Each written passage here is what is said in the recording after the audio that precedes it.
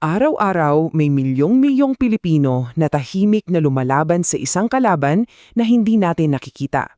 At ngayon, pag-uusapan natin ang marahil ay isa sa pinakamalaking laban na hinaharap ng ating bansa, ang laban para sa pusong Pilipino. Simulan natin sa isang kwento. Ito'y hango sa isang medical journal, pero ang katotohanan, ito ay pamilyar na eksena sa napakaraming pamilyang Pilipino. Ito, mga kababayan, ang tunay na mukha ng isang pambansang krisis sa kalusugan. Mahigit 30,000. Ganyan karami ang buhay na nawawala dahil sa ischemic heart disease sa Pilipinas sa loob lang ng isang taon. Isipin niyo yun, kaya naman pala ito ang numero 1 sanhi ng pagkamatay sa ating bansa. So ano nga ba itong coronary heart disease? At bakit ganito na lang kalaki ang epekto nito sa ating mga Pilipino? Yan ang alamin natin. Okay, para mas maintindihan natin, hatiin natin ang mga panganib sa dalawang grupo. Una, yung mga bagay na hindi na natin mababago, di ba? Yung edad natin, yung lahi, wala na tayong magagawa dyan. Pero etong importante, yung pangalawang grupo, yung mga bagay na merong tayong kontrol.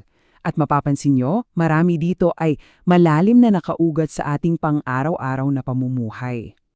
Para talaga nating masagot yung tanong na bakit, kailangan nating silipin yung kakaibang koneksyon ng ating kultura, yung ating lifestyle at syempre, yung ating kalusugan. Unahin na natin ang pagkain. Ano ba ang nasa tipikal na hapagkainan ng Pinoy? Syempre, kanin. Tapos yung mga paborito nating lahat, lechon, sisig, at yung mga sausawan, patis, bagoong, at aminin natin, mahilig tayo sa prito. Masarap, di ba?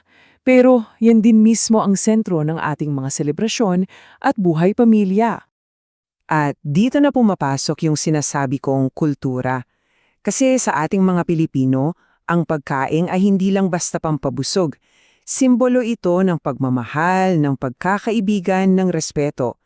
Kaya naman, yung simpleng pagbabago lang sa diet, nagiging isang napakakomplikado at sensitibong usapan. Pero teka, hindi lang pagkain ang salarin, mataas din ang bilang ng naninigarilyo sa atin. Kulang din tayo sa ehersisyo. Sa katunayan, alam nyo ba na ang mga kabataang lalaking Pilipino ang pinaka-inactive sa buong mundo? At nandyan pa ang stress at mga issues sa mental health na madalas hindi natutugunan dahil sa stigma. Pag pinagsama-sama mo lahat yan, ito na isang perfect storm para sa sakit sa puso. Okay, so medyo mabigat yung mga statistics, no? Pero hindi dito nagtatapos ang kwento.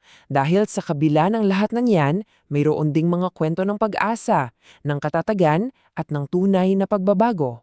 Kilalanin natin si Sha. Isang 2 taong gulang na bata na mula pa lang ng isilang may mabigat ng laban na hinaharap. Ikinuwento ng nanay niya na ang balat daw ng anak niya ay nagiging kulay talong, parang violet dahil sa depekto sa puso. Dito sa Pilipinas, ang operasyon para kay Shai ay aabutin ng ₱250,000. Isang halaga na, syempre, napakahirap para sa kanyang pamilya. Pero dito pumasok ang milagro. Isang ospital sa South Korea ang nag-operahan si Shai ng libre. At ito ang resulta. Mula sa kulay talong, naging pink na raw ang mga daliri ni Sha. Sabi ng nanay niya, sabi ko, okay na talaga siya. Isang napakagangnang patunay ng kapangyarihan ng medisina at ng walang hanggang kabutihan ng kapwa-tao. Ang pag-asa pwedeng manggaling din sa sarili nating mga desisyon. Ito naman ang kwento ni Jet Benitez. Sinubukan niya dati ang keto diet, yung puro karne at taba. Pero imbes na gumaling, lalo lang lumala ang sakit niya sa puso. Kaya naman, gumawa siya ng isang radical na pagbabago. Nag-shift siya sa isang plant-based diet. At ang resulta? Grabe, napakabilis at talagang life-changing. Imagine, sa loob lang ng 2 linggo, nawala ang paninikip ng dibdib niya.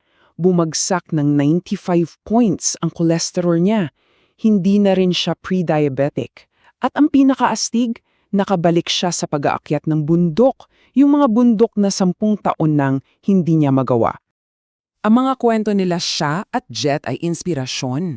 At hindi lang yan, bahagi rin sila ng isang mas malaking pagkilos, yung sama-samang paglaban ng buong bansa para sa kalusugan ng puso. Isa sa mga pangunahing tinututukan ay ang hypertension o alta presyon.